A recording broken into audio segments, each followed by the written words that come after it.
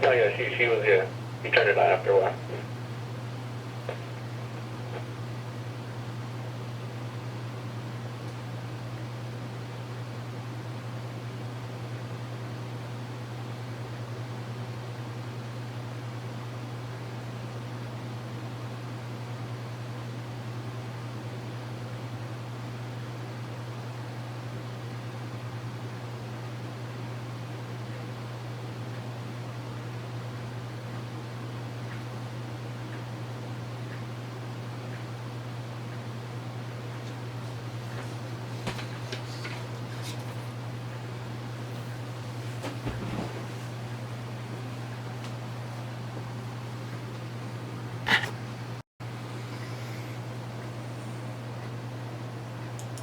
Feels a little like back to school, but maybe not really. With we only got 2 weeks versus a good old full summer. But it's great to see everyone. Welcome to the regularly scheduled meeting of the Los Angeles County Board of Supervisors, which is being held remotely. And today is Tuesday, August 30th, 2022. Please note that Supervisor Kuehl will not be in attendance at today's meeting. We'll take roll to confirm attendance. We'll begin with Supervisor Solis. Good morning. Good morning. Present. Supervisor Hahn. I'm present. Thank you. And Supervisor Barger. I'm here. Thank you. Thank you. Peter Davenport, Chief Executive Officer. Present. Don Harrison, Acting County Counsel. Present. Celia Zavala, Executive Officer. Present. Thank you. Supervisor Hahn, would you do us the honor of leading us in the pledge? Yes, please stand if you're able and join me in the pledge. I pledge allegiance to the flag of the United States of America and to the republic for which it stands, one nation, under God, indivisible, with liberty and justice for all, someday.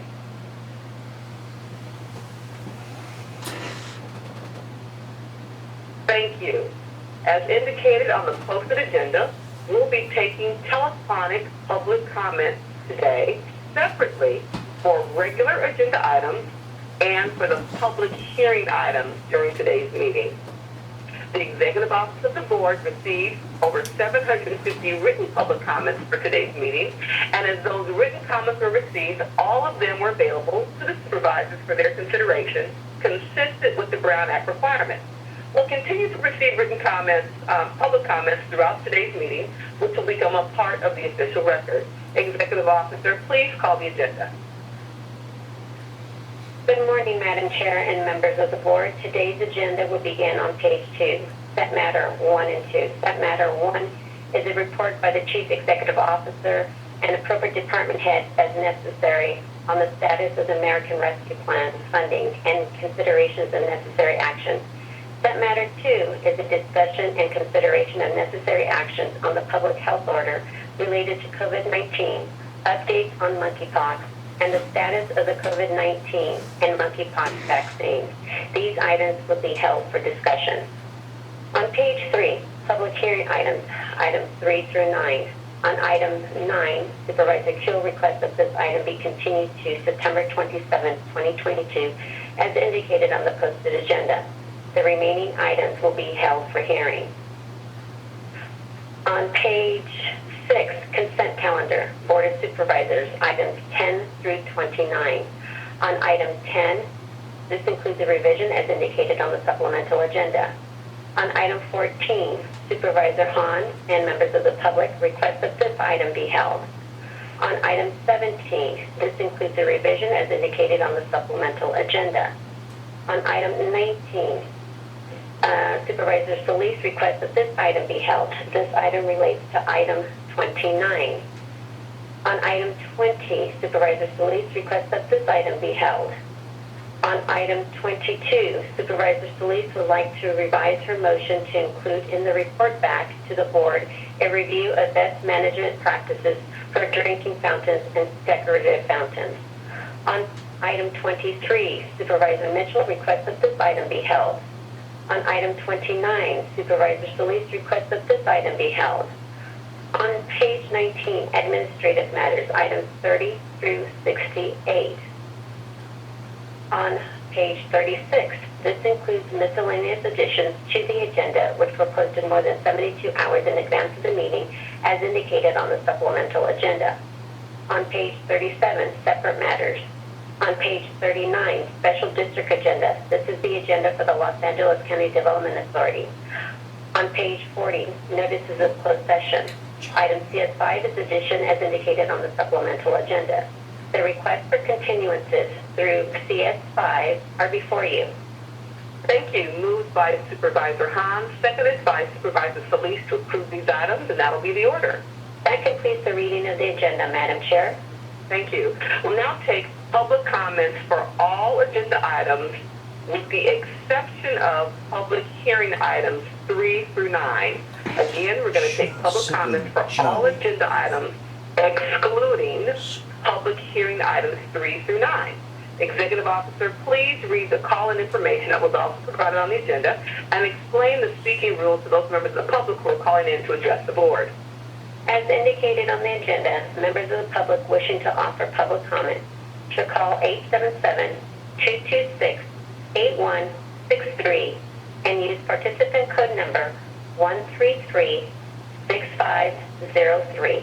To repeat, please call 877-226-8163 and use participant code number 133-6503. Do not call that number if you only want to listen to the meeting. To listen only, please call 877-873-8017 and follow the instructions. To members of the public calling in, when it's your turn to speak, please state your name and which agenda items you wish to speak on. We will allocate 90 minutes for public comment on all of the regular items, excluding public hearing items 3 through 9, which have a separate call-in number and will be heard at approximately 11:15 a.m. For all regular items, you will have 1 minute to speak on one agenda item or 2 minutes to speak on 2 or more agenda items. In addition, those who would like to address the board with general public comment will be provided 1 additional minute for a maximum total up to 3 minutes per speaker. We will continue to accept all written comments that come in during the meeting, which will become part of the record. When speaking on the regular agenda items, you must be on topic. Our goal is to get through as many speakers as we can. If you're not speaking on a topic, or if we cannot tell if you're speaking on an agenda item, you will get 1 warning from County Council or the Chair. If you do not immediately or clearly get on topic, or if you stray off topic again, you will forfeit the rest of your time, and the Chair will move to the next speaker. Please note, if you're also listening to the board meeting on a computer or speakerphone, you will need to turn down the volume on those devices as soon as the moderator calls on you. If you do not turn down the volume, there will be an echo. Moderator, may we have the first speaker, please? Our first participant is Amie Johnson. Please state the regular agenda items you're addressing today and whether you'll address some general public comments. You may begin. Hello, my name is Amie Johnson. I'm addressing item 23. The accident that occurred late. Can you hear me? Can you hear me? Yes, we can hear you. I'm addressing item 23. The accident that occurred recently on Slauson La Brea is unbelievable and will forever be etched in my memory. So although I didn't personally know anyone involved, my heart grieves with the community and loved ones of those who were victims of this senseless traffic incident. I strongly support this motion today because I've lived in the community all my life and noticing that things aren't as safe as they used to be. People drive really recklessly down La Brea, down Slauson, down Angeles Vista, which frequently results in tragic outcomes. And something must be done to rectify these situations and make our streets safe again. Thank you. Thank you. Next speaker, please. Our next participant is Anthony Aronoff. Please state the regular agenda items you're addressing today and whether you'll address some general public comment. You may begin. Can you hear me? Yes. Hi, my name is Anthony Arenas, and I'm going to be speaking on 14, 31, 33 in general public comment. For 14, over 70 women have had their lives destroyed or forever altered by probation. It's reprehensible and irresponsible that the only action the board can think to take is to request a report from the probation department itself on the steps they're taking to prevent sexual assault. It's fairly obvious that probation is not taking any steps at all to prevent sexual assault. If they were, 70 women would not have been sexually assaulted. It's laughable to do nothing more than request a report. And the report is not even by the Inspector General nor an oversight commission, but by the Chief Probation Officer, the most biased possible source. This is a meaningless motion that accomplishes essentially nothing and does little to rectify the sexual violence committed by probation or hold anyone accountable, and the board has to take steps immediately to close juvenile facilities and defund the probation department. For item 31, there are many LA County departments that are benefiting from this infusion of funds from Measure J, and they're conducting business as usual. But to be clear, Measure J/CFCI funds are intended to be money for the community because we, the voters, clearly and loudly said they were on November 3rd of 2020. It's very clear that the board, the county CEO, and the Alternatives to Incarceration teams are not willing to do the hard work required to create the meaningful changes that Measure J voters asked for. Members of this body have expressed the difficulty in determining which concepts get included in the spending plan because there are just so many urgent needs in our communities. Yet the county CEO is unwilling to fully fund CFCIs. This body should be pushing for greater investments in CFCI funds, necessary community services for our most impacted communities. And for 33, there's a crisis in our jails. In the last 2 weeks alone, there have been numerous reports of dysfunctional oversight in the inmate reception centers, county transport buses breaking down, and people trapped inside of Men's Central Jail because LASD had a technological mishap. This is unacceptable. The county spends $3.4 billion a year on the Sheriff's Department, approved over $3 million to fund the purchase of military tanks by the Sheriff's Department. Yet the county can't pay for the maintenance of buses that transport people to their court hearings. How is this a care-first approach? And people with serious mental health issues are being forced to wait on benches. Next speaker, please. Our next participant is Delores Canales. Please state the regular agenda items you're addressing and whether you'll also address some general public comment. You may begin. Hi, good morning. My name is Delores Canales. I'm calling in support of agenda item number 14. Incarceration of our youth is already traumatizing enough, and to think that these allegations brought forth of what is happening to our young girls that are incarcerated in our facilities, we do need answers, but not only answers, we need solutions, and that's why it's so important as we work towards the decarceration of our youth. I strongly support this motion, and I thank Supervisors Hahn and Mitchell for bringing it forward. Thank you. Thank you. Next speaker, please. Our next participant is Peter Warda. Please state the regular agenda items you're addressing and whether you'll also address a general public comment. You may begin. Good morning. My name is Peter Warda, and I'm with VICA, the Valley Industry and Commerce Association. I'm speaking on general public comment. As you may know, the state of California held a managed care plan procurement for managed care services for Medi-Cal beneficiaries this year. The Department of Health Care Services announced its initial results last week. While HealthNet's proposal was successful in many counties, DHCS ignored local voices of organizations. The proposed decision is a radical change in the way health care will be delivered in LA and disrupt the access to care for more than 1 million people. HealthNet has partnered with the state for decades to provide equitable and quality care, and swiftly implemented managed care and now Cowling. It's these safety net clinics, providers, and Cowling engaged community-based organizations that will have to scramble again to implement rulings from the state. We urge you to weigh in on this ill-conceived decision that will meaningfully derail the state's priority program and impact our local communities. Thank you. Thank you. Next speaker, please. Our next participant is Leon Bloom. Please state the regular agenda items you're addressing and whether you'll address some general public comment. You may begin. Thank you. I'm addressing item number 23. And as a resident of View Park, Windsor Hills, I implore the Board of Supervisors to pass Motion 2004 as it will save lives in our neighborhood. The crash at La Brea and Boston was one of many fatal crashes in my neighborhood this year.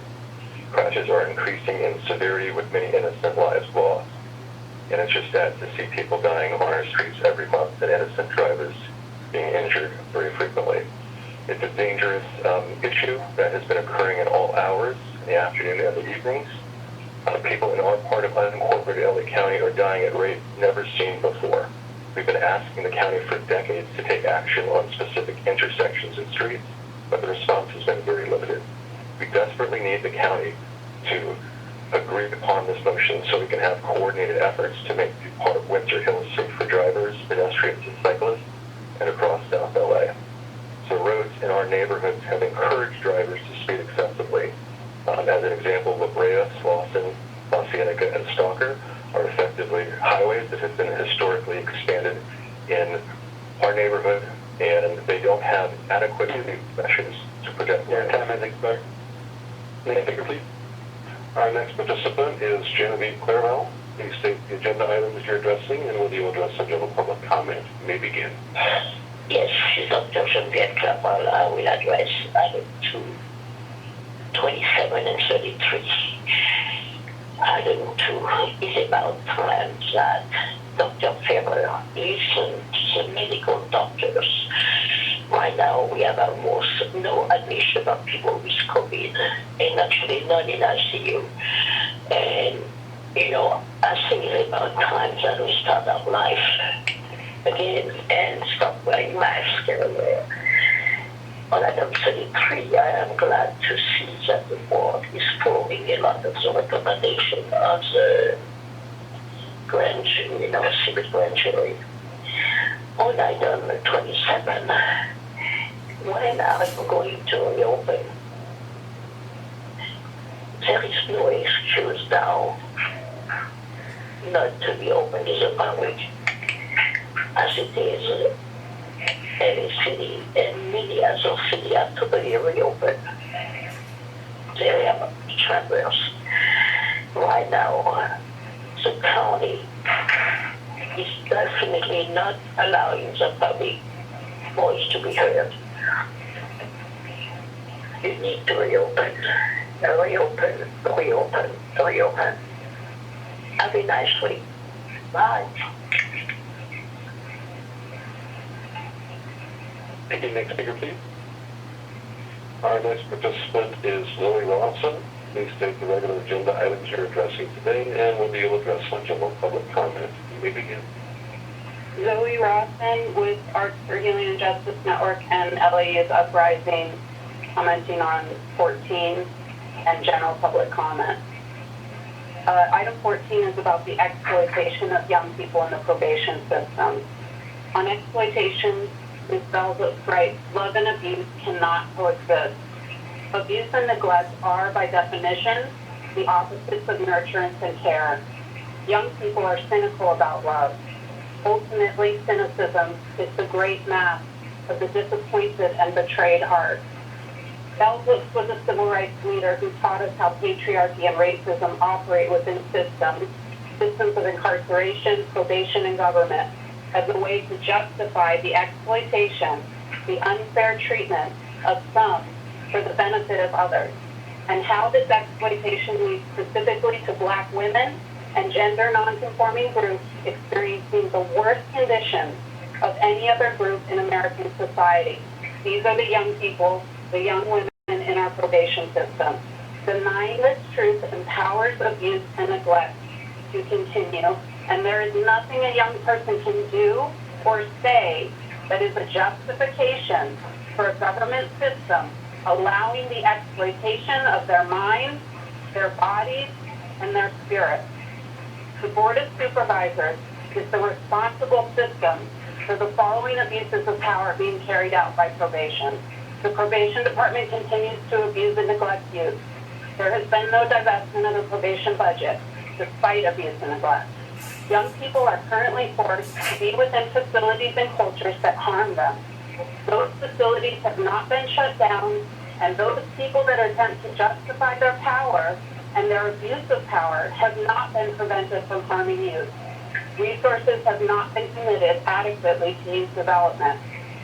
The Board of Supervisors are the responsible system for the following reparations: divestment and abolition of probation, youth exploitation, and youth incarceration. Your time has expired. Can we have the next speaker, please? Our next participant is Jose Osuna. Please state the regular agenda items you're addressing today and whether you'll address on general public comment. You may begin. Good morning. I am addressing item 14 and general public comment. My name is Jose Osuna. I am a member of the Public Safety Realignment Team as appointed by Supervisor Hahn, and I was a member of the Probation Reform and Implementation Team, also known as the PRID, also appointed by Supervisor Hahn. I want to thank Supervisor Hahn and Supervisor Mitchell for item 14 for putting this motion forward. I think it's a great start, but I also hope that there's a lot more action behind this issue. We know that 70-plus young girls, these are not, I wouldn't call them women, these are still children, a lot of them, that have come forward with allegations against probation staff alleging sexual abuse. I don't want to think about all the other girls that have not come forward yet. I do believe that there are more cases that will be presented that haven't come out yet. I want to say a few things. First of all, I'm glad that the chief of probation will be called upon to present a report out, that I think that's just the beginning. We know, especially through the process, that one of the main components in this dynamic that refuses to acknowledge their part in reform and in being held accountable is frontline staff, the labor, the unions that represent the probation officers that have allegedly committed these actions. I'd love to hear from them as well. They often come to the Probation Oversight Commission meetings and talk in a very negative manner about the wards that they have to take care of. They talk negatively about the community. I'd love for them to come forward and address this issue that they are being accused of. I think they need to be someone at the table in order for us to move these type of issues forward so that they don't happen again. Once again, Your time has expired. Can we have the next speaker, please? Our next participant is Sam Lewis. Please state the regular agenda items you're addressing today and whether you'll address on general public comment. You may begin. Good morning. As you know, my name is Sam Lewis. I'm the Executive Director of ARC, the Anti-Recidivism Coalition. I'm here to speak in support of item 14 and to comment on general public comment. In terms of the allegations of sexual abuse by probation, I believe that we do actions that have been taken to make sure not only that it's investigated, those that are responsible are brought to justice, but not only that, but to make sure that this never, ever happens again in this department. In terms of general public comment, I'd like to speak to opposing the use of Mary J. Natal as a secure youth track facility. I don't think the compound is a place where kids should be at. I think it feels more like a jail, as most of you know. As most of you know, I'm in Mary J. every weekend. I've also been to Las Padrinas. I believe that we should consider using Las Padrinas as a facility where youth will finish out their sentences and not Mary J. It's just not the place. How do you put a kid in a cell without having a restroom to use? They have to knock on the door in the middle of the night to use the restroom. Just one example of the many things that I think is wrong with Mary J. And I think we should look at Las Padrinas as a facility that should be built out and continue to work to shrink that are currently incarcerated in our probation system. Thank you. Thank you. May we have the next speaker, please? Our next participant is Kent Mendoza. Please state the regular agenda items you're addressing today and whether you'll address them during public comment. You may begin. Hi, can you hear me? Hello? Oh, hello, Board Supervisor. My name is Kent Mendoza. I'm with the Anti-Recidivism Coalition. I'm just here to speak in support of item number 14. Really thank you to Supervisor Janice Hahn and Supervisor Holly Mitchell for bringing this motion forward. I think this is just another sad thing to find out about a department that continues to show that they are not capable of training young people. So I think that it's great that we're taking the steps to really address these issues, and I hope that the Board of Supervisors continues to do more things that are going to help prevent these things from happening in the future and to really hold this department accountable for everything that it's been doing. And also, I would look for a general public comment. I think another thing that, a crisis that we're seeing in LA County that I don't think a lot of people are really looking at or paying attention, especially the Board of Supervisors, is that there's a bunch of young kids who are currently stuck in Virgin Juvenile Home, aka the compound. This is a place that I was in 2011. The same thing that used to happen in 2011, where people are stuck in their cells most of the day. They can't come out only simply to eat lunch, eat breakfast, eat dinner, shower, and to use the restroom. And one after the program. These are the same things that are happening now. Nothing has changed. Your time has expired. Can we have the next speaker, please? Our next participant is Roxanne Hogue. Please state the regular agenda items you're addressing and whether you'll address some general public comment. You may begin. Hi, yes, I'm going to be addressing SEP item 2, public health, agenda item 27, and general public comment. I want to say thank you to all of you who are there, Holly and Hilda and Catherine and Janet. I'm afraid that the LA Public Health Department is making you guys look like fools and a laughingstock. They are no longer following any science. To have children have to be subjected to a 10-day close contact mask mandate means that since May, our children in all schools, public and private, end up being masked anyway. You have to stop. A bit of a high-peak warning this week, and yet Gilchrist wants kids to be masked when they sing, when they play sports, or where they're around other people. This leads to idiocy, like one twin getting a close contact notice, having to mask his school for 10 days, while his twin brother does not because they weren't in close contact at school. Public health is using incorrect, outdated information about transmission. I have it on my Twitter feed, and I've contacted you with it. And they're not allowing public comment or interaction, which is really respectfully on you. As for agenda item 27, I'm so glad that we have teleconferencing and the ability to include more people, and I'm sure you are as well. But you have to have public meetings with the public attending once again. I know that you don't need to continue social distancing because I witnessed each and every one of you, including Sheila, hugging and enjoying human contact at the fabulous luncheon when Dr. Ferrer was awarded Woman of the Year. You don't need to exclude the 10 million people, only maybe 20 of whom will ever show up at a meeting anymore. It is time for normalcy. The rest of the country has moved on. The rest of the world has moved on. Actual doctors, including the ones at LA County USC, say that COVID is endemic. Let us live our lives. By the way, the lawsuit that has been brought against public health will also affect you because it'll be paid for. It's being paid for out of taxpayer dollars in our budget, and you need to pay attention to the people. I know you can do it. Don't make an all-female board look like idiots. Thank you so much and have a great day. Our next participant is Brenda Lynn Jr. Please state the regular agenda items you're addressing today and whether you'll address some general public comment. You may begin. Good morning.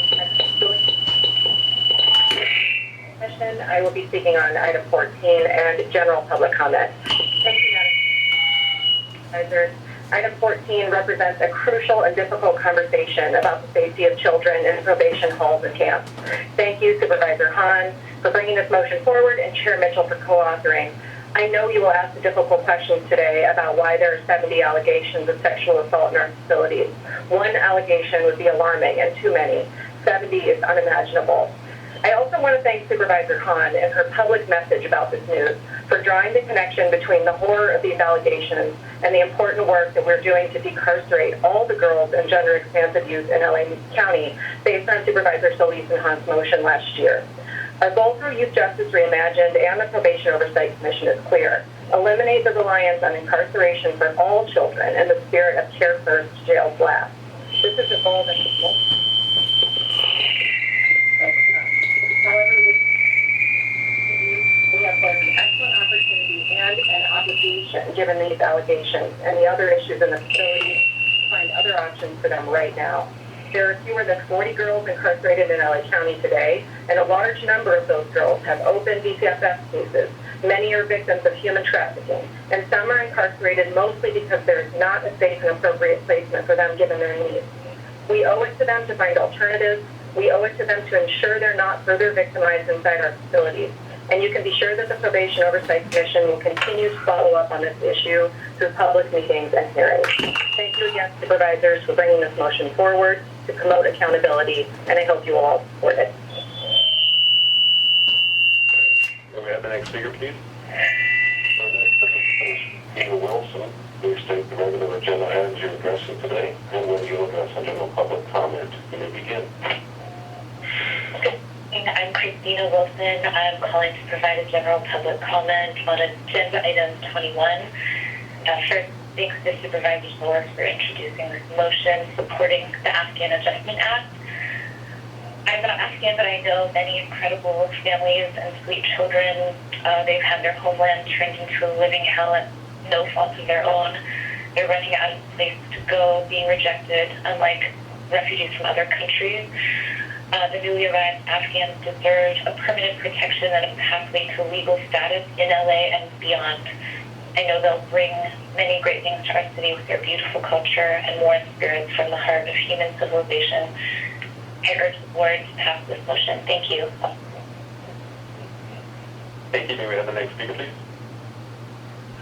Our next participant is Peggy Kennedy. Please state the regular agenda items you're addressing today and whether you'll address a general public comment. You may begin. Hello, my name is Peggy Lee Kennedy, and I am with the Venice Justice Committee. I'm sorry Sheila Q is absent today, but I'll pretend I'm in Supervisor Hahn's district.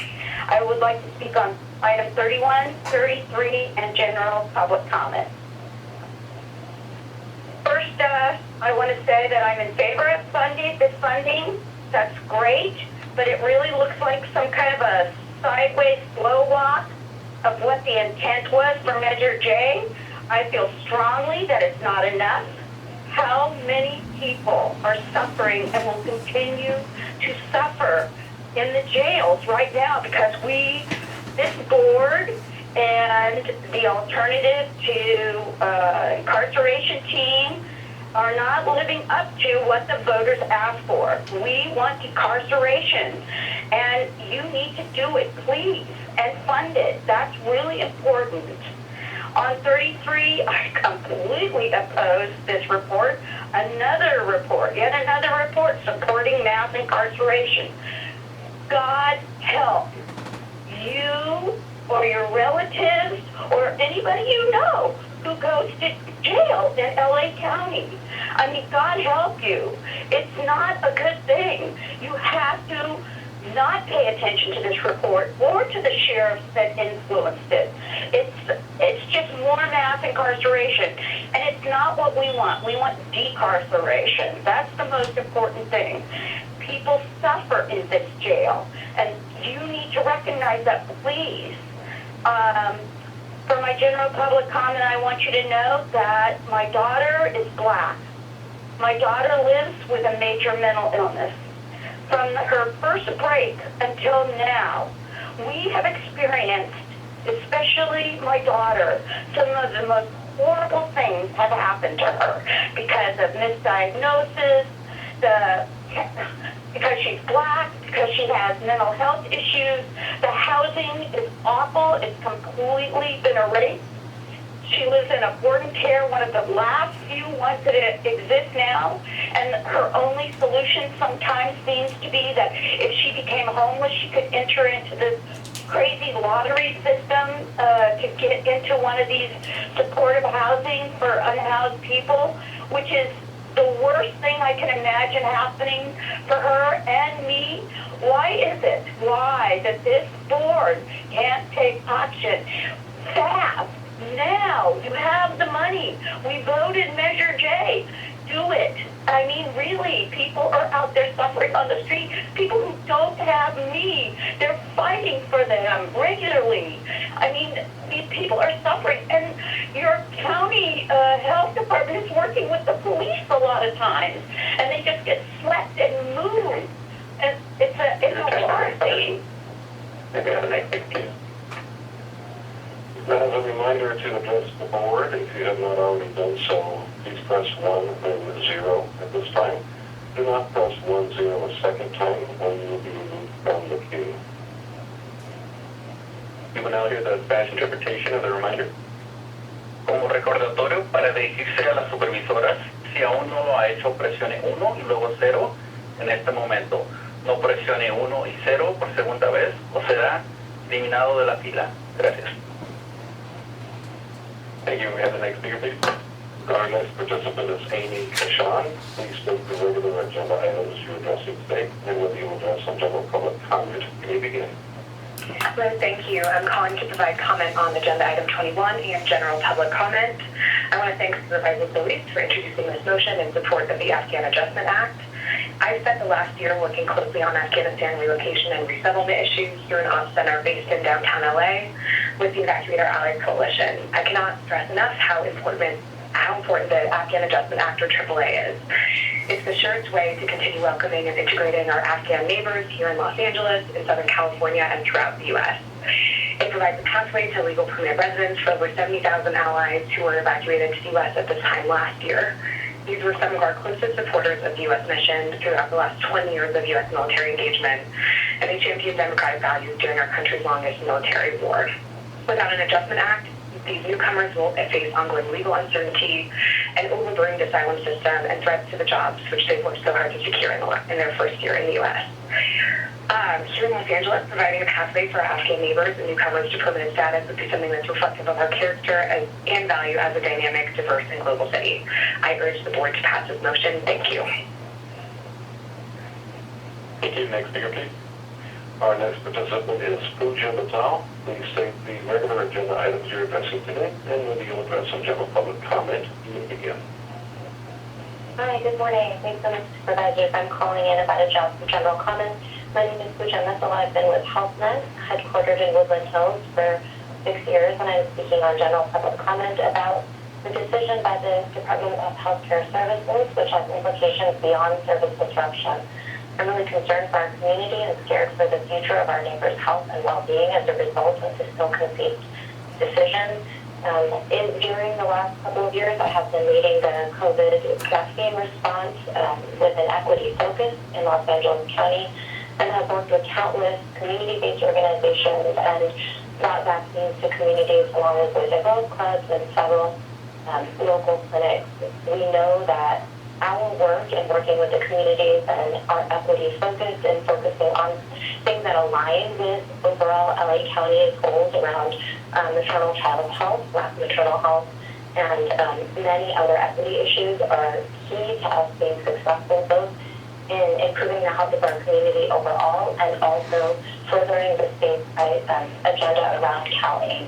Every day we work towards making healthcare accessible and responsive to community, and I urge your time has expired. May we have the next speaker, please? Our next participant is Sophia Crystal. Please state the regular agenda items you're addressing today, and when we will address some general public comment, you may begin. Good morning. My name is Sophia Crystal, and I'm with the Anti-Recidivism Coalition. I'm here to speak on item number 14 and general public comment. As a young woman who was directly impacted by the juvenile justice system, it's horrifying to hear young women have been hurt at the hands of those that were meant to care for them and provide them with safety, especially while they're away from their families and already suffering from a traumatic experience. How much more are youth going to suffer in these facilities and at the hands of probation staff? Who is holding these staff accountable? These staff know exactly what they are doing when they prey on these youth during a vulnerable, confusing, and scary time. What's more is the fear and trauma these young women carry on with them for years to keep them from sharing their story and getting the truth out there. Over the course of 3 decades, this abuse has taken place, and during that time, no one and nothing interfered to make it stop. What would you do if these were your children, sisters, nieces, or friends? You wouldn't sit back and allow this to go on for this long, but instead do all in your power to ensure safety for these young women and all youth for that matter trapped in these facilities. I urge you, for the sake of these youth and young women, do more than just request a report and take action now to prevent these harms from continuing. Thank you. Next speaker, please. Our next participant is Samia Karimi. Please state the regular agenda items you're addressing today, and whether you'll address some general public comment. You may begin. Hello, my name is Amie Johnson, and I'm calling to provide comment on agenda item 21 and general public comment. I want to thank Supervisor Solis for introducing this motion in support of the Afghan Adjustment Act. Newly arrived Afghans deserve permanent protections and a pathway to legal status in LA and beyond. I am Afghan American who has lived in California since 1980 and a recent case manager with refugee resettlement. The Afghan families who have recently arrived come out of fear for their lives and are challenged by the complex resettlement process. One of my previous clients, a young, intelligent Afghan man who fought alongside the U.S. military, told me, resettlement has its challenges, but try sleeping with one eye open for years. These Afghans cannot go back. A year has passed since a traumatic evacuation from Kabul, and most Afghan families are also living with the fear of deportation because they are dealing with a complex asylum system. As of late July 2022, asylum offices has only received 2,000 asylum applications, a small fraction of the over 76,000 evacuees. Congress must ensure Afghans themselves are not punished for the emergency nature of the evacuation and the limitations on the U.S. immigration system. The Afghan Adjustment Act will fulfill the promise we have made as Americans to the thousands of Afghans who have risked their lives. These families cannot return to Afghanistan. I urge the board to please pass this motion and welcome these families. Thank you. Thank you. May I have the next speaker, please? Our next participant is Olivia Shields. Please state the regular agenda items you're addressing today, and whether you'll address some general public comment. You may begin. Hello, my name is Olivia Shields with Urban Peace Institute and LA's Uprising Coalition, a constituent of Supervisor Zoie, speaking in support of agenda item 14 and giving general public comment. I want to express my outrage at the consistent and egregious failures of probation who have done irreparable harm to you and have yet to be held accountable by the board. Thank you, Supervisors Mitchell and Hahn, for bringing forth a motion to address sexual assault by probation. This is crucial and we need more. The culture of exploitation that has persisted for decades on end has allowed for sexual abuse of dozens of girls, for officers to lie and neglect their duties consistently, for maggots to infest kids' food, for continued use of pepper spray meant to have been phased out years ago. According to an article by Elliott around probation's continued use of pepper spray, officers used pepper spray and Mary Jane night over 42 times in March, 47 times in April, and 48 times in May.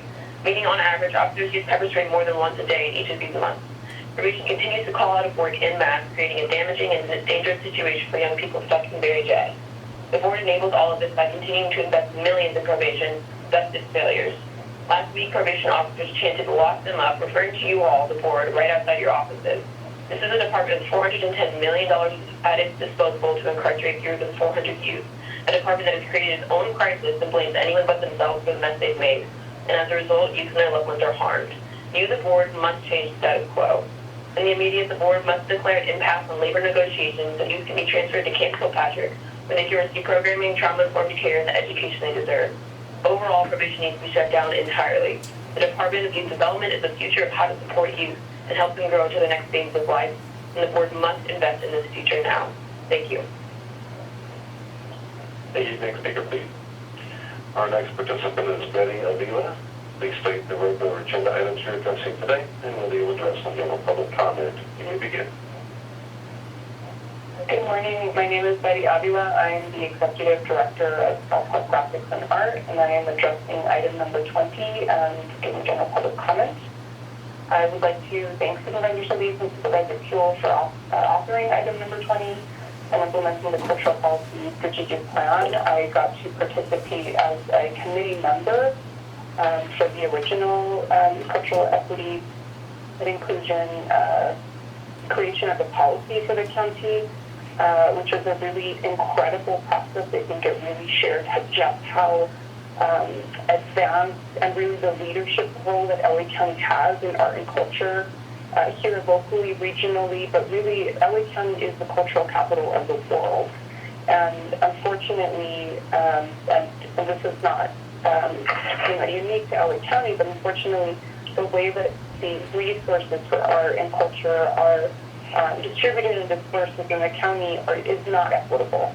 So, I really strongly urge the county board of supervisors to pass a strategic plan and to implement what is an important policy that will be transformational for the county and will really help to uplift some of our most marginalized community members in the county. It leverages the existing art and cultural county programs that we have, the services, our strategies, and really trying to maximize impact. There's an unprecedented opportunity to maximize the county's assets and to diversify those resources, again, to support people across the county, and particularly to bring up and elevate those folks of marginalized communities. So thank you so much, and I really hope that you do pass this today. Thank you. May we have the next speaker, please? Our next participant is Margrett Lucera. Please state the regular agenda items you're addressing today, and whether you'll address some general public comment. You may begin. Good morning. My name is Margrett Lucera, and I am representing the Dow Center for the Arts, a comprehensive, inclusive, equitable, accessible, and safe cultural arts space located in the eastern corridor of LA County. I'm here to speak on item number 20. I want to thank Supervisor Solis and Supervisor Kuhl for authoring item 20, and you are truly arts champions. LA County's investment in arts and culture for more than a century through county-wide own cultural venues and grant programs is noble. But we must continue to advance the significant progress that has been made in the most recent decade through the Cultural Arts and Equity Initiative and more. The time is now to empower the amazing team at the Los Angeles County Department of Arts and Culture to lift the cultural policy strategic plan, which seeks to foster a culture that values, celebrates arts and culture and creativity. And we know arts and culture and... Excuse me. Yes. Your time has expired. Can we have the next speaker, please? Our next participant is Azekial Ashiyama. Please state the regular agenda items you're addressing today, and whether you'll address some general public comment. You may begin. Good morning, Board of Supervisors. My name is Azekial. I'm with the Anti-Racism Coalition and a resident within the 4th District. I'm here to speak in support of item 14 and to provide general public comment. Thank you, Supervisors Janice Hahn and Holly Mitchell, for bringing this motion forward. As a young person who experienced being locked up in LA County Juvenile Hall, I express my sincere concern for the safety of our young people inside. When we talk about calling out the findings within the probation department, I think about all the trauma the victims have faced in a system that is supposed to rehabilitate, help heal, and better a person, but we see the opposite with how our youth are treated inside. No young girl or boy should be treated this way, and it's horrific to see how many sexual assault cases have been exposed, recognizing that there are many more untold stories of traumatic events. How do we hold these systems accountable and ensure the safety of our young people? What changes will probation make to ensure this doesn't happen again? The harm that has been put on these young women can't be undone, and this is why we must move forward with a Care First Jail Last model and ensure that young people are safe and respected. We need to hear from the probation department what exact actions they have taken, not only to address the sexual abuse happening in the halls and counts, but to ensure this doesn't happen again. I also want to remind the board of the youth that have been stuck inside of Barry J. Nardoff. While we see more and more exposure of the probation department, we are also causing more and more harm and trauma to the young men that have supposed to be moved to Camp Kilpatrick. Why have we taken so long to figure out plans for FYTF youth, and we are at least 2 years in this process and have not made much progress to ensuring that these young people who could be moved out of Barry J. be moved to Kilpatrick. DJJ is set to close down in 2023, and we have 19 weeks less than this year, so it's important that we create a plan to ensure safe transition for our youth coming back to our county. The capacity at Camp Kilpatrick was housed off, so I urge this board to really have a serious discussion to figure out how to best support these young people who will return to the county from DJJ. Barry J. Nardoff cannot be the place to house our youth. This board shot down the motion to use Barry J. Nardoff as the facility for any retirement declared. We have the next speaker, please. Our next participant is Nancy Keller. Please state the regular agenda items you're addressing today. Then when you address the general public comment, you may begin. Hello, my name is Nancy Wongula-Caleb. I am speaking on general public comment. I am also a constituent of Los Angeles County and proud to, for the past 20 years, to work for HealthNet with a diverse workforce and a mission to achieve health equity. However, the decision by the Department of Healthcare Services has implications beyond service disruption. As someone who has devoted my entire life to doing community and public health work, who came to the U.S. as an immigrant from Thailand, was undocumented for most of my childhood, was often the English-speaking interpreter for my family, and experienced chronic homelessness as my single mother navigated through various ups and downs before finding her footing. I understand our members' struggles, and also know that I, through HealthNet, have been doing impactful work that is directly helping our families and communities for the past 20 years with HealthNet. The Cal AIM work that we are doing is transforming our entire healthcare system by truly looking at systemic and upstream factors addressing health equity and addressing whole person care by integrating physical, behavioral, and social care so we can address all integral parts of our lives that influence our health and well-being. Every day I work towards making healthcare accessible and responsive to community, and I urge you to ask the state to reconsider their decision. Your time has expired. Can I have the next speaker, please? Our next participant is Cristopher Desmond. Please state the regular agenda items you're addressing today, and whether you'll address some general public comment. You may begin. Good morning. My name is Christopher Desmond, and I've been with HealthNet headquartered in Woodland Hills, California for the last 3 years. Today I'm speaking on general public comment. I'm also a constituent of Los Angeles County. Proud to work for HealthNet with a diverse workforce and a mission to achieve health equity. However, the decision by the Department of Healthcare Services has implications beyond service disruption.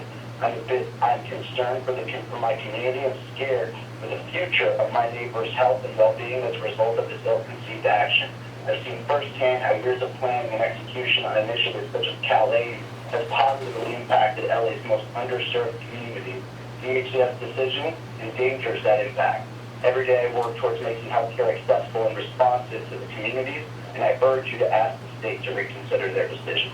Thank you. Thank you. Next speaker, please. Our next participant is Adriana Hernandez. Please state the regular agenda items you're addressing today, and when you address a general public comment, you may begin. Hello, my name is Adriana Hernandez, and I am with HealthNet. I'm speaking on general public comment. My comment is in regards to the announced initial results made last week by CHCS regarding managed care plan procurement for managed care services and how it will affect LA County. I have worked at HealthNet for the past 8 years as the main point of contact for primary care physicians and federally qualified health centers in LA County.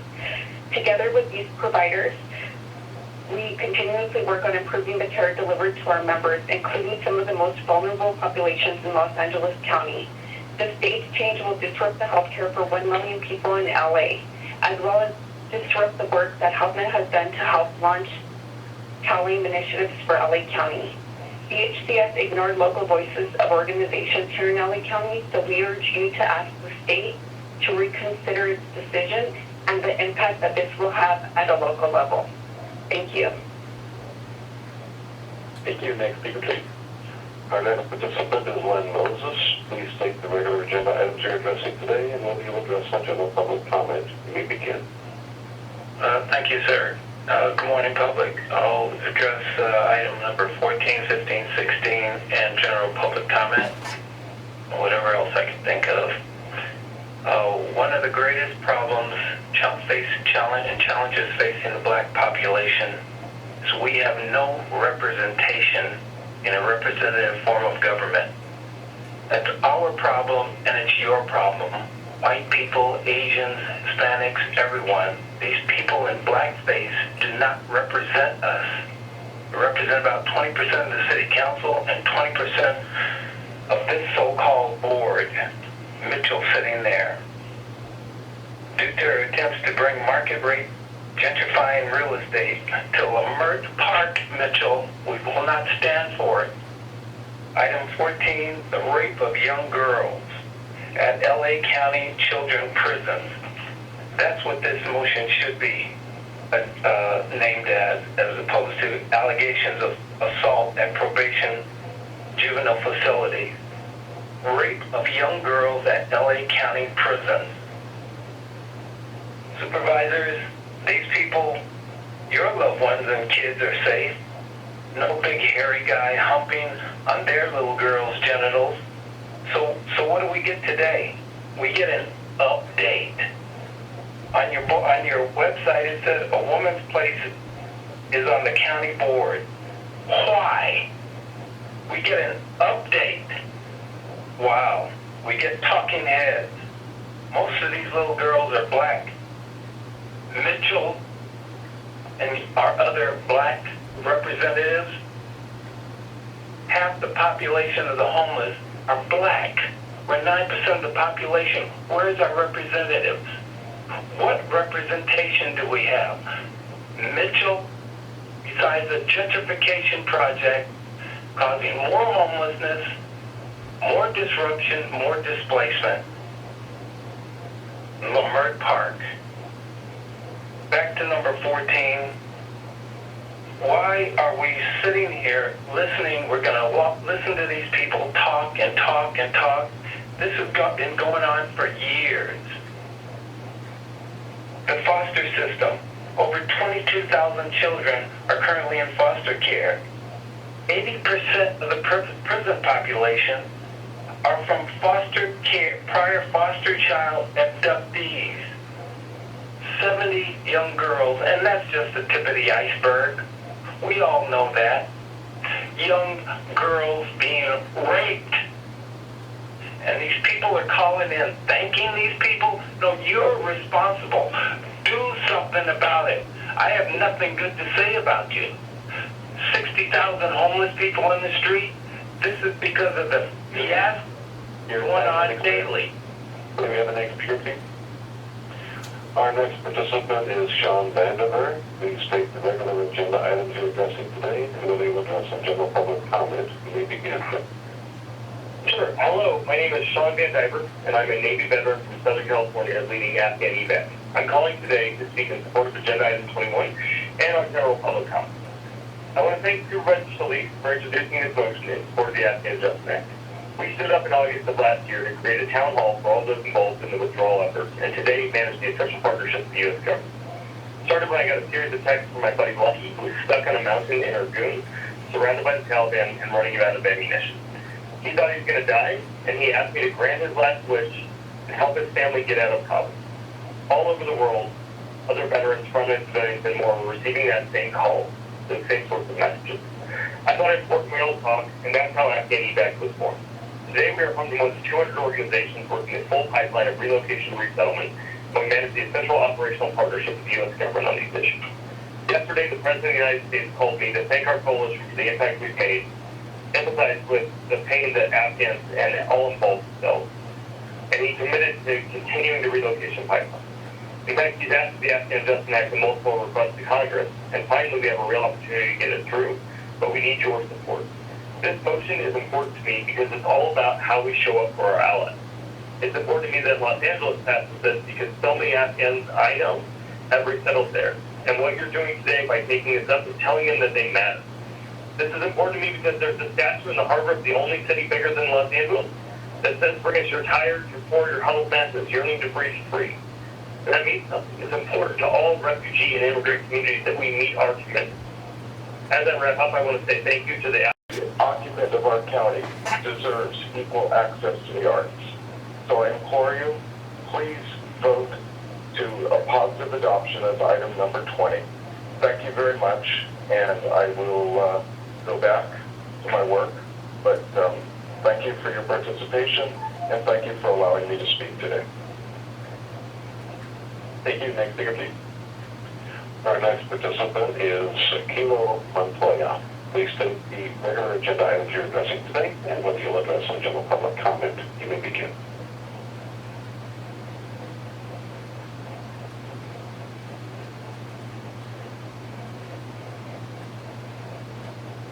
Kilo Montoya, your line's open. You might be muted on your end. Check the mute button, please.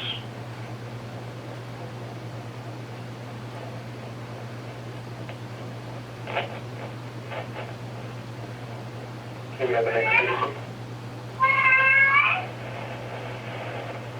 Our next participant is Dr. Nawachu Anakazu. Please state the regular agenda items you're addressing today and whether you'll address a general public comment. We'll begin. Yeah, this is Dr. Nawachu Anakazu. I'm the chairman CEO of Global Care Medical Group, 4,000 doctors in LA County. I'm concerned about the new change by the Department of Health Services about the contract award regarding HealthNet. I feel it will disrupt care for a lot of people. HealthNet has been in the community for more than 20 years, providing quality care for the community. They've invested a lot with thousands of network of doctors, hospitals, and pharmacies, and they've showed a lot of interest in the community. They do a lot of things to improve quality care. They work with black people, Spanish people, every group, Jews, Gentiles, they work with everybody. They give us the same opportunity. I'm an African, and I'm treated very well by them. So I'm concerned. I'd like you to look into it and reconsider. Thank you. Next speaker, please. Our next participant is Sophia Crystal. Please state the regular agenda items you're addressing today and whether you'll address some general public comment. You may begin. Regular agenda item 20 and general comment. Good morning. Thank you, Madam Chair and the Board of Supervisors for this chance to speak. My name is Sophia Crystal, and I am a new member of the Cultural Equity and Inclusion Initiative Advisory Committee number 2, serving as a resident in the 2nd Supervisorial District. I'm also the former Executive Director of Arts for LA and current VP of Strategy at 99% Invisible at Stitcher and SiriusXM. I would like to thank Supervisor Solis and Supervisor Crystal for authoring item 20, implementing the Cultural Policy Strategic Plan. We have a long history of cultural investment in LA County, and yet large inequities, real disparities remain. This is why the original cultural policy was initiated in 2017, a direct response to your 2015 resolution, and why it is time to implement this robust cultural plan now. This plan represents an ongoing shift, using a cultural equity lens to increase much-needed funding for artists, programs, and community-based arts organizations, elevating the arts as a cross-sector strategy, and investing in cultural life for all of our people and communities. I respectfully request you support this motion to implement the Cultural Policy Strategic Plan. Thank you so much. Thank you. Next speaker, please. Our next participant is Dr. Kao Lee. Please state the regular agenda items you're addressing today, and what you'll address on general public comment. You may begin. Hello, can you hear me? Hello, kid. I'm Dr. Kao Lee, and have been a medical director with HealthNet for the last 21 years. I'm speaking on general public comment. I have managed the care of HealthNet members and lived through the Metformin KPC crisis in 1999-2000. Some of you may be old enough to remember that time when patients were asked to change from one care system to another in low fashion. I've seen patients lost access to care, delayed getting surgery or chemotherapy, high-risk pregnant women get appointments. I've seen parents taking their children to the ER for routine care. I've seen plenty of pain and suffering from patients and their caregivers. If you're going to happen to Angelinos in 2024, should the Department of Health Services decision to move 1 million plus children, adults, seniors, with complex health needs from HealthNet to another managed care plan. LA has gone through this disaster before in 2000. Angelinos do not want to go through this again in 2024. I respectfully urge you, supervisors, to ask the state to reconsider their decision. Thank you very much and have a good day. Thank you. Next speaker, please. As a reminder to address the board, if you have not already done so, please press 1 and then 0 at this time. Do not press 1-0 a second time, or you will be removed from the queue. We will now hear the Spanish interpretation as a reminder. Recordatorio para dirigirse a la supervisora. Si aún no lo ha hecho, presione 1 y luego 0 en este momento. No presione 1 y 0 por segunda vez o será eliminado de la fila. Gracias. Next speaker, please. Our next participant is Nora Greer. Please state the regular agenda items you're addressing today, and what you'll address on general public comment. You may begin. Hi, good morning. I'll be addressing 14 and public comments. I'm Nora with ASED and WED. I'm here to say youth are being neglected, abused, forced to be in places that have been reported unsafe for youth with disability. You have the power to help and hold probation staff accountable for their actions. This system's way of punishing youth is complete torture, inhuman, and unacceptable. We need more peace builders, real healing, and youth development resources. Not abuse, not sexual assault, not to be treated like animals, and no more money falling into relations unfit neglect. You Warda supervisors are responsible for protecting young people from the abuse and the neglect of the probation system and giving a system of healing. Thank you. Thank you. Next speaker, please. Our next participant is Astrid Reed. Please state the regular agenda items you're addressing today, and whether you'll address a general public comment. You may begin. I am addressing item 20, general public comment. Good morning, and thank you to the board for all the wonderful work that you do. My name is Astrid Reed, and I'm very proud to be an Arts for LA 2022 Activate Arts Advocacy Leader Program Fellow. I am passionate about community engagement, enhancement, and empowerment, and have a graduate degree that focuses on the importance of culturally diverse arts in LA for building healthy communities and citizens that are happy and connected.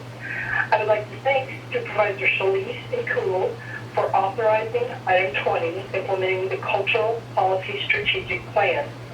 Los Angeles County arts organizations are vital to LA citizens and have been hit hard by the pandemic. By linking arts and culture to county plans, initiatives, and practices, the cultural policy will not only serve as a roadmap to increasing cultural equity in the arts, but as a vehicle for advancing anti-racism and equity across all policy areas. I had the pleasure of attending the award-winning Broadway production of Hadestown recently. The palpable energy and delight of the audience around me was incredible. I'd forgotten what it was like to attend an event in person, and the mask on my face did not reduce this feeling in any way. It is vital that item 20 pass so that citizens all over our county have diverse arts organizations where they can return to attending local arts and community events, and our county can make important post-pandemic gains in cultural equity. Thank you. Thank you. Next speaker, please. Our next participant is Adam Cohen. Please state the regular agenda items you're addressing today, and will you address on general public comment? May begin. Good morning. My name is Adam Cohen from AIDS Healthcare Foundation, and I'm speaking on item number 2 and general public comments. The top-down approach LA County has chosen to use in the public health department when responding to monkeypox and sexually transmitted diseases, or STDs, is not working. The community needs to come first, meaning that public health meets the community where they are and address their specific needs. Monkeypox is largely affecting hard-to-reach and high-risk populations, as evidenced by the low rate of vaccinations and high rate of cases among people of color. Community-based organizations are well-positioned to provide accessible treatment since the beginning of this epidemic, but LA County has taken months to recognize the potential of these CBOs. LA County leadership has also failed to allocate sufficient funding towards testing, treatment, and prevention of other infectious diseases like STDs. We need $10 million additional dollars immediately to address monkeypox and the STD response now. We're already providing STD services with a $1.5 million monetary deficit, as stated during the health deputies meeting on March 23rd. So we need leadership that prioritizes community health and does not underfund critical services. So we're calling on LA County to reevaluate the way they respond to public health threats before they fail once again. Thank you for your time. Thank you. Next speaker, please. Our next participant is Olivia Lee. Please state the regular agenda items you're addressing today, and will you address on general public comment? You may begin. Thank you so much, and good morning, supervisors. Olivia Lee with Ultimate Health Services, here providing general public comment. As the largest federally qualified health center in California, serving Medicaid eligibles, we support HealthNet as a health plan of choice in LA County due to their long history of serving the Medicaid population and our shared mission of serving this community. HealthNet is committed to diversity through their highest level of leadership in their organization. Further, they have demonstrated their long-term commitment to the underserved, taking on the most complex system-wide issues such as Kao Lee. Their 25 years of experience have resulted in relationships with other healthcare organizations, creating trust and accountability to continue to serve the needs of LA County. Thank you. Thank you. We have the next speaker, please. Our next participant is Ellie Cohen. Please state the regular agenda items you're addressing today, and will you address on general public comment? You may begin. Hi, I'm Ellie Cohen from AIDS Healthcare Foundation. I'm speaking on items 2 and general comments. Right now, only 3% of monkeypox cases in LA County have occurred in heterosexual people, and only 1% have occurred in cisgender women. These demographics show that monkeypox is clearly being spread through existing gay sexual networks. Therefore, our collective public health response must immediately adopt an approach that considers monkeypox an STD. Leading away from addressing monkeypox as an STI out of fear of stigma has misinformed many people of their risk and how they can effectively prevent this disease. We need clear and transparent public health messaging during this time of crisis. This messaging needs to emphasize safer sex practices like podding or reducing the number of sexual partners, also pausing and protecting, which are actually effective means of prevention of monkeypox. Treating monkeypox as an STI also allows for more accurate population screenings and vaccinations. We acknowledge LA County's efforts to follow the numbers and make sexual practices the main criteria for vaccination access. However, in addition, we ask that LA County provide more vaccines to community-based organizations that work in the STI field, like AHS. Currently, only 25% and have a chance of reaching hard-to-reach populations. So for all intents and purposes, monkeypox deserves to be treated as an STI, and we ask the county to recognize this fact. Thank you.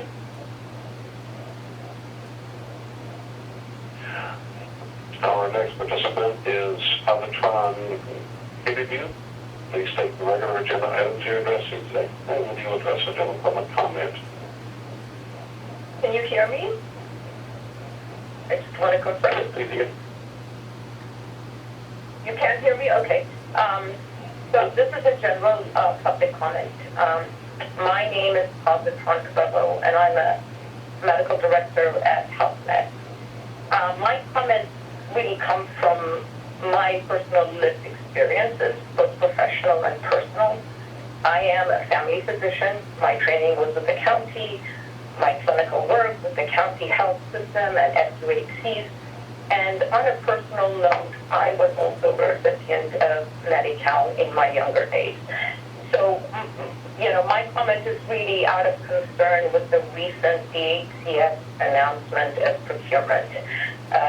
Pretty radical change in the way healthcare will be delivered to 1 million Medi-Cal beneficiaries in LA.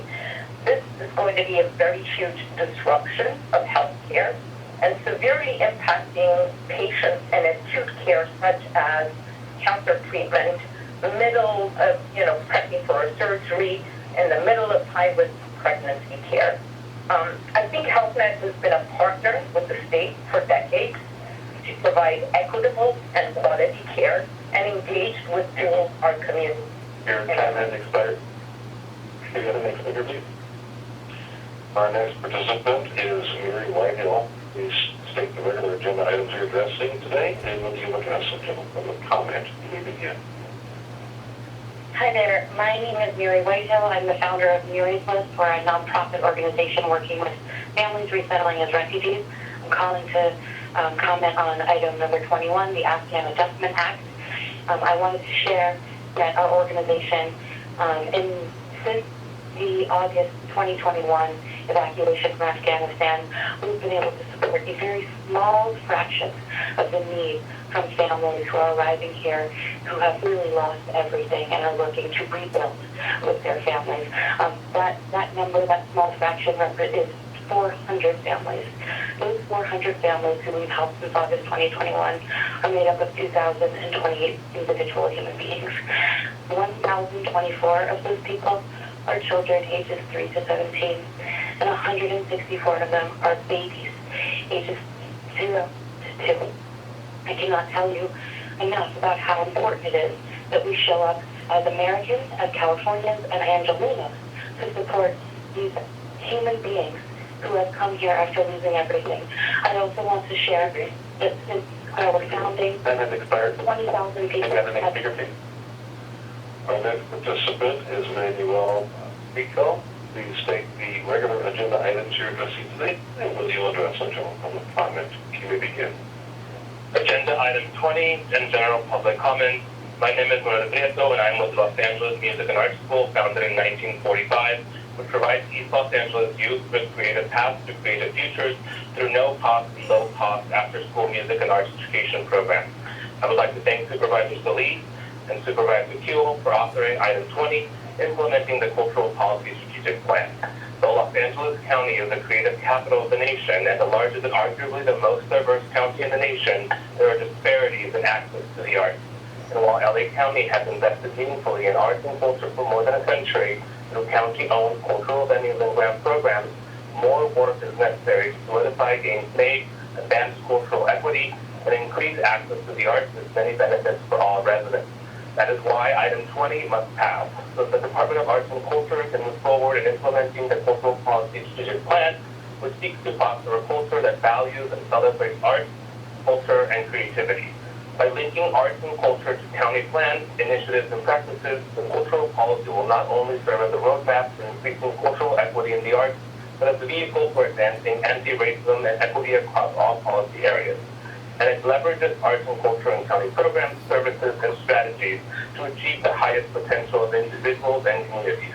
You have an unprecedented opportunity to maximize the county's assets and diversify your resources to make gains in cultural equity and expand access to the arts for all residents. To that end, I respectfully ask for your support on the motion. Thank you. Thank you. Next participant is Deana Sherod. Please state the regular agenda items you're addressing today, and will you address a general public comment? You may begin. Hello, good morning. My name is Deana Sherod, and I'm speaking on general public comment. I am here representing Church Teachers for Black Moms and Babies, of which HealthNet has been an early supporter, particularly of Black maternal health. We're committed to reducing the birth inequities for Black moms and our babies, and a crucial element to closing this gap is ensuring that pregnant people have access to quality health care. The significant proposed changes from DHCS impacting medical plans has potential to create additional confusion, widen the care gap, and further disrupt our collective efforts to address birth inequities here in Los Angeles County, particularly as they impact Black moms and our babies. So we hope the board will urge the state to reconsider its decision. Thank you so much. Thank you. Next speaker, please. Our next participant is Regina. Please state the regular agenda items you're addressing today and what you'll address on general public comment. You may begin. Good morning. I am Regina Birdsell, the president of Center for Nonprofit Management. I am here to talk about item 1 and general public comment. Good morning. I wanted to say thank you to the Board of Supervisors. I am an active member of the Equity and Contracting team, and I wanted to thank you all for your commitment over the past 2 years to address the issues that nonprofit leaders have identified to improve more equitable contracting practices. Ideally, to get more services into communities. But I'm on the agenda today because while we're committed to the ECC work, we're also frustrated. This morning, your office has received a letter signed by over 70 organizations and coalitions. We believe that the American Rescue Plan dollars provide an important and extraordinary opportunity to meet the needs of the community. We urge you to move more aggressively and intentionally to invest those dollars into communities hardest hit by the pandemic. Nonprofit organizations have stepped up, doing the heavy lifting, supporting county residents. Meanwhile, only 10% of Tranche 1 dollars were designated to community organizations serving residents, but we're still waiting for those contracts to come online while we continue to meet the needs and the growing number of people counting on community-based organizations hardest hit by the current high cost of living and the ongoing chaos created by the pandemic. Organizations that we recently surveyed report that need continues to grow across the region, and we're asking you to move much faster, given the scale of need in the county, to increase the number of dollars in Tranche 2 going into the community to more than 10% of the $900 million, and to get those contracts posted before the end of the calendar year so that we can all get to work. Thank you so much. Thank you. Next speaker, please. Our next participant is Nancy Nyberg. Please state the regular agenda items you're addressing today and whether you'll address a general public comment. You may begin. Hi, I will be speaking on item 20 and general public comments. My name is Nancy. Good morning. I am in West Los Angeles. I live near Tonga Springs, which is near University High School. This reminds me of the generationality of the arts, and that's why item 20 is so important that we implement the Cultural Policy Strategic Plan. This will allow our next generations to express their culture, to explore ideas, to gain new skills, and to connect with their community. Because we are the creative capital of the nation, we should arguably go forward and reach out to our diverse populations with arts programs that reach the youngest and the oldest and help our generation and the generations to come. Thank you. Thank you. Next speaker, please. Our next participant is Karen Lewis. Please state the regular agenda items you're addressing today and whether you'll address on general public comment. Hello, I am addressing item 20 and general public comments. My name is Karen Lewis, and I am with the Neighborhood Music School in Boyle Heights, which has been serving the Boyle Heights community for 108 years with music education and mentorship. And I would like to thank Supervisor Solis and Supervisor Jewell for authoring item 20, implementing the Cultural Policy Strategic Plan. I am very proud that Los Angeles County is the creative capital of the nation. And while we have invested meaningfully in the arts and culture for more than a century, including the establishment of our awesome Department of Arts and Culture, more work is necessary to solidify identify gains made and advance cultural equity and increase the arts, access to the arts and its many benefits for the whole community.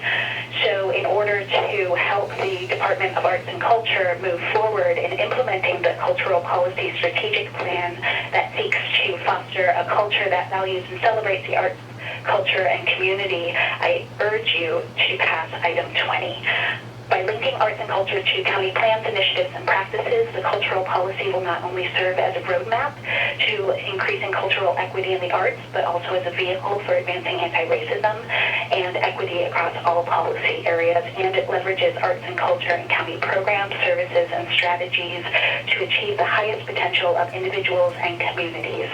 This is an amazing opportunity to maximize the county's assets and diversify your resources to make gains in cultural equity and expand access to the arts for all residents. And to that end, I respectfully ask for your support on this motion, and thank you so much for the work that you do. Thank you. Next speaker, please. Our next participant is Kim Page. Please state the regular agenda items you're addressing today, and whether you address some general public comment. You may begin. Good morning. I'm speaking on general public comment. My name is Kim Page, and I've been fortunate to be in the HealthNet family for well over a decade. And I want to emphasize how proud I am to belong to a culturally diverse organization with a mission to achieve health ethics.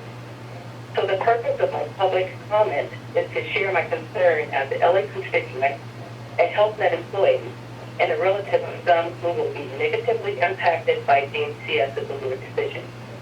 And while considering HealthNet's pursuit in making healthcare accessible, especially in underserved communities with health disparities, I urge to ask the state to reconsider the decision. Thank you. Thank you. Next speaker, please. Our next participant is Julie Martinez. Please state the regular agenda items you're addressing today, and whether you address some general public comment. You may begin. Thank you. Good morning. I am commenting on item 14 and 31, of both of which I am in favor of, and general comment as well. And as I said, I'm a District 5. In terms of number 14, this is a reckoning for LA County. The board can choose to implement meaningless motions and policies that will not address the underlying culture that encourages corruption and abuse within probation. The probation officers didn't have a problem sexually assaulting and raping underage kids before. New procedures certainly aren't going to change. We are at a critical time. It is not the time to listen and to act. It is the time to file charges and to immediately protect all young girls within the probation department. The county can truly show the community that it takes youth well-being and safety seriously by reducing the probation department's budget, shutting down NIDOR, ensuring that no youth are subjected to electronic monitoring. The board cannot allow this type of violence and depravity that has been displayed by the probation department. It has gone unchecked for far too long. In terms of item 31, the community has been on many calls, continuously calls on the county to be swift and thorough in its distribution of CFCI funds. As of now, such a small amount of the year spending plan has been distributed. Full implementation of 10% of locally generated unrestricted funds from net county costs is upward of approximately $990 million annually. There are many LA County departments that are benefiting from this infusion of funds from Measure J and are conducting business as usual. Measure J funds are intended to be money for the community because we, the voters, clearly and loudly said that they were on November 3rd, 2020. It is very clear. The Board of Supervisors, the county CEO, and Alternatives to Incarceration team are just not doing the hard work required to create these meaningful changes that Measure J voters have asked. And for my public comment, we all are pretty shocked at the large payout to Kobe Bryant's family for the horrendous criminal activity of the Sheriff Department. We should not be shocked at the amount. We should be angry and more than just frustrated with Sheriff and the LA County Sheriff Department. It's time to cut the budget of the LA County Sheriff Department And thank you for putting the charter amendments on the ballot for November. We finally have a check and balance for an unruly and criminal sheriff, such as Lee Baca and Sheriff Villanueva. Thank you for this opportunity to speak. Thank you. Next speaker, please. Our next participant is Roy Humphreys. Please state the regular agenda items you're addressing today and whether you'll address some general public comment. You may begin. Okay. We will talk about 14, just a minute. Let me take care of this. 14, 12, and general public comment. On number 14, if the Los Angeles County paid for the sexual assaults in all county lockups over history, the county would be perpetually bankrupt. And item number 12 here, once again, we have these red herrings. We've got nothing better to do with our County Board of Supervisors than talk about genetic baldness. Thank you very much for that. And for your other comments of other persons today, fail to understand that Measure J was dubbed as unconstitutional. As far as Afghans and other persons, so forth, we have Supervisor Solie spending $13.6 million on a public park when we have a scourge of transients in Venice Beach and the city of Los Angeles and Roland Heights, by the way, yet not one penny has been sent to provide secure campsites for them. So it's going to continue on with in this manner until such time as the County Board of Supervisors makes a change, and we all can hope in the midterms that we can turn out the Gang of Four because we can't take this anymore. Thank you. Thank you. Next speaker, please. Our next participant is Amie Johnson. Please state the regular agenda items you're addressing today and then whether you'll address on general public comment. You may begin. Good morning, VP Sheriff from Children's Defense Fund, California, and I'm commenting on item 14 in general public comment. The Los Angeles Probation Department is responsible for the horrendous long-term sexual abuse of children in this county's custody, and it is yet another example of why this is not a department that can be reformed or fixed, let alone held accountable. It is unconscionable that they continue to receive funding from this board by rubber stamping approval of the probation budget year after year without any questioning is an investment in enabling this abuse.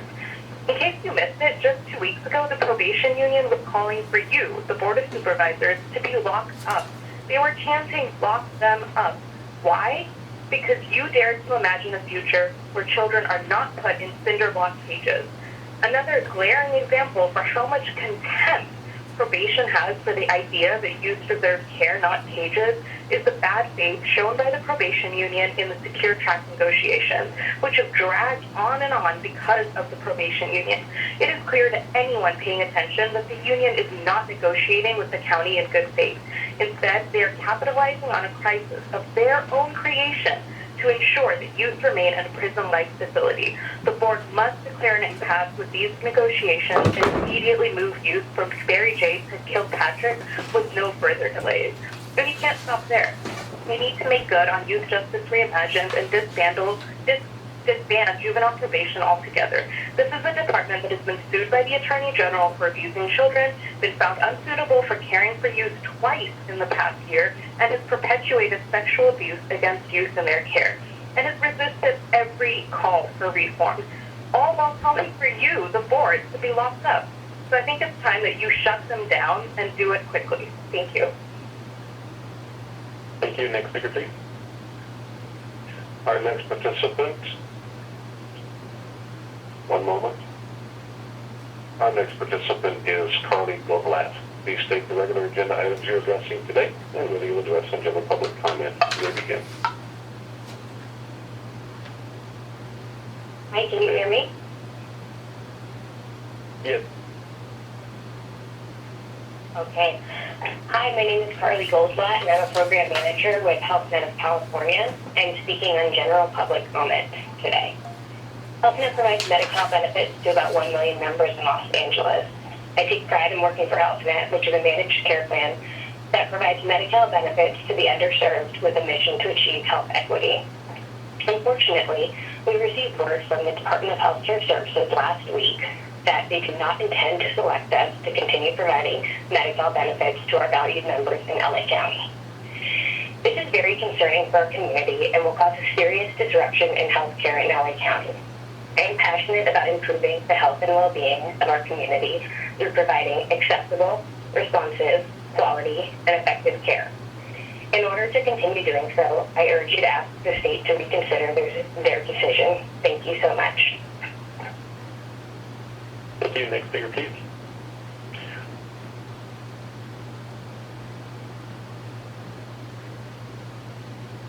I don't want to have a trouble. I'm not happy with Cristopher. That is not. May we have the next speaker, please? Next participant is Vilma Champion. Please state the regular agenda items you're addressing today and whether you'll address some general public comments. You may begin. Hi, good morning. I'm speaking on general public comment. As a federally qualified health center that has participated with both HealthNet and LA Care and their respective plan partners since the two-plan model went live over 25 years ago, we strongly support the continued participation of both HealthNet and Molina and LA County. We need the stability for our patients and our health center as we strive to meet the new state comprehensive quality strategies and as we strive to move our own organization forward with value-based care. Losing HealthNet would not be beneficial to the safety net and entail significant work to terminate and reform current business relationships that are working. Thank you. Thank you. Next speaker, please. Our next participant is Rhonda Reed. Please state the regular agenda items you're addressing today and whether you'll address some general public comment. You may begin. Public comment. Hi, my name is Rhonda Reed, and what I'm calling about today is the fact that I went and visited Mrs. Mitchell's office when she's my state senator regarding MTA, workers' compensation fraud against me when I was a bus driver. I will be faxing a copy of Mrs. Mitchell's statement to me via her staff.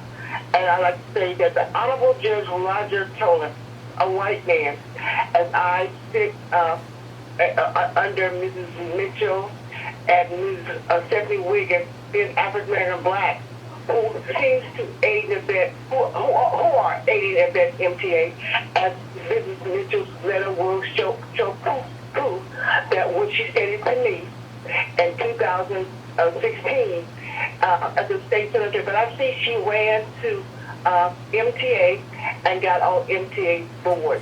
But, you know, God is good, and so I'm going to address the letter, and I'm going to continue to state the issue via contact of the state of this office and also in writing. Ms. Mitchell is a horrible state senator. Was a horrible. Your time has expired.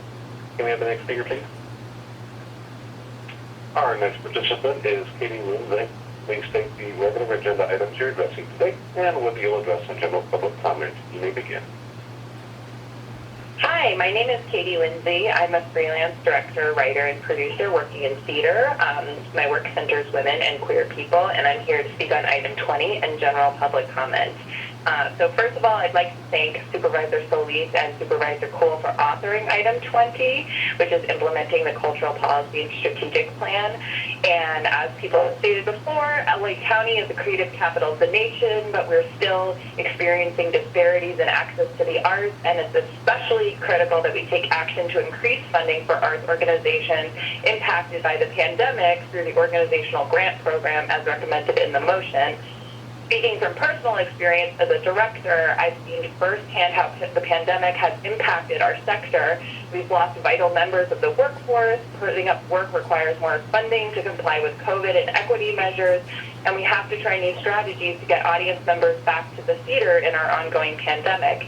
It's harder than ever to make theater right now, and we need it more than ever to bring our communities back together. And of course, this all disproportionately impacts smaller theaters and arts organizations that serve underrepresented communities, especially LGBTQ+ theaters and theaters of color.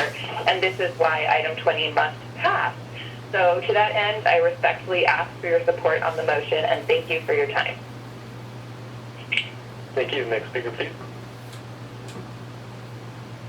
Our next participant is Camila Chanchazak, please state the regular agenda items you're addressing today, and will you address some general public comment? You may begin. Hello, my name is Camila Chanchalaz, and I'm an advocate for Anti-Recidivism Coalition. I'm here to speak on item 14 and provide a general public comment. Thank you, Han and Mitchell, for bringing motion 14. As a woman formerly incarcerated and a victim of sexual abuse, I can only imagine how these young girls felt being sexually assaulted by a staff in various juvenile facilities. It's heartbreaking to hear that these youth have suffered traumatically at the hands of probation. While youth are in juvenile facilities, they are supposed to be provided with the utmost safety and security, yet the system continues to fail them. Action needs to be taken immediately to ensure this doesn't happen again. I also want to talk about moving youth out of the compound. There are youth in the compound that have been in stuck for years, receiving no services or programming to help them become better or reach their re-entry and rehabilitative goals. There is also currently only one youth in Camp Kilpatrick while a bunch of youth are stuck in very jail. The probation department needs to help youth. Thank you. Thank you very much. Our time for public speakers has ended. We want to thank everyone who called in to speak. If you were unable to provide your comments, you may, of course, submit written comments as indicated on the agenda, and we'll continue to accept all written comments that come in during the meeting, which will become part of the record. And for clarification, there were a number of callers calling in on behalf of the Health Net scenario. I just wanted to provide clarification. It's the State Department of Health Care Services that made that decision, not the county. We appreciate you sharing your perspective, but it was not a decision made by the county. Madam Chair, before we take the vote on the regular agenda items, Supervisor Hahn has requested to continue item 31 for 2 weeks to September 13, 2022. And so that's a motion? Correct. Is there a second? No second? Madam Chair, can I just ask a question? If it's continued, Vizia, is there a problem with continuing it? Is it time sensitive? I'm a little confused because it's all kind of coming at me last minute. I'm just trying to understand if there's a negative impact to continuing it 2 weeks. Supervisor, I don't think, so there's two pieces to this. I think one is the policy discussion I think that board offices would like to have on the issue of some of the one or more of the programs that are listed in the board letter. From that perspective, there is no issue. On the budgetary perspective, the preference of my office would be, if this matter were going to be continued, to continue it to September 6th. We would like to have it locked and loaded so that we can put it into supplemental budget without causing a bunch of, rushing on behalf of the staff. But even if it didn't go on September 6th and it went on September 13th, we would still be able to allocate the funding for year 2. It just wouldn't be necessarily in the supplemental budget board letter, and it wouldn't necessarily appear in volume 2 of our budget book. So if someone, let's say the advisory committee or someone in the community, were looking for what happened on year 2 with that allocation, they would have to look a little harder to find the information. So the short, let me just hang on a second. Let me just clarify. Procedurally, we shouldn't go into a full-on discussion without a second. So I know you had a point of clarification. Mr. Barger. I will say it again, and then Madam Chair, if that's okay. Perfect. Yes. So do you have another question before I move on to Supervisor Hahn? No, go ahead. Supervisor Hahn. Thank you, Madam Chair. Yeah, colleagues, I really wanted to continue until Supervisor Jewell was able to be back, because I know she's weighed in a lot on both issues, both some policy issues as well as some funding. And I just felt it was respectful to continue this until she was able to weigh in on it and vote on it. Thank you, Madam Chair. And so, just to clarify, your motion is to continue it until the 13th of September. The 13th. That's your motion. Yeah. For point of clarification, Madam Chair, I would agree to continue until September 6th. per Bezia's request? That's what Bezia, I think, requested. Supervisor Hahn? No. That would be fine. That would be fine with me. Is Supervisor Keel expected to be back by September 6th? That's my understanding, and for clarification, September 6th is a closed session meeting. And so I don't know, Madam Executive Officer, if we would address this issue at the top of the meeting after we take public comment. Does it need to be held in full board meeting, or can it be held in discussed in closed session only? We can add an item in the special closed session at the top of the meeting. Okay, so September 6th is currently scheduled as a special closed session meeting, and so this agenda item can be added. Yeah, it will be. Will we talk about it in open session? Yes, we would. Okay, clarification. I just saw it. Thank you. Thank you, Madam Chair. So, out of courtcy to Supervisor Keel, I don't have a problem with September 6th, no more than September 6th, which will be next week. Okay, so Supervisor Hahn did change her motion, so let's call the roll. The request to continue item 31 to September 6, 2022 is before you. Supervisor Solis. Aye. Supervisor Solis, aye. Supervisor Hahn. Aye. Supervisor Hahn, aye. Supervisor Barger. Aye. Supervisor Barger, aye. Supervisor Mitchell. No. Supervisor Mitchell, no. Motion carries 3-1. Thank you. Executive Officer, please indicate the agenda item numbers on which we will be voting. The following items are before you: 10 through 13, 15 through 18, 21, 22 as revised, 24 through 28, 30, 31, 32 through 65, 66A through 66F, 69, 1D.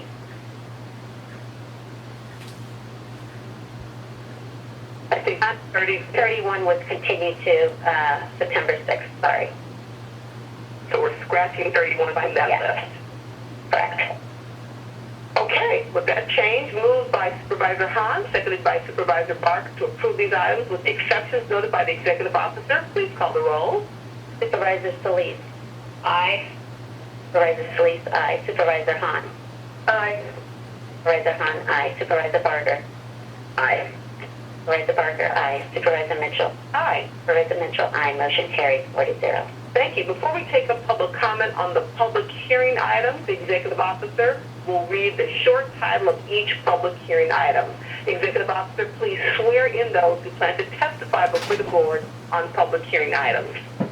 For those who plan to testify before the board on the public hearing item, please prepare to be sworn in. In the testimony you may give before this board, you solemnly swear to tell the truth, the whole truth, and nothing but the truth, so help you God. Item 3 is a hearing on the annexation of petition number 70-1019 to County Lighting Maintenance District 10006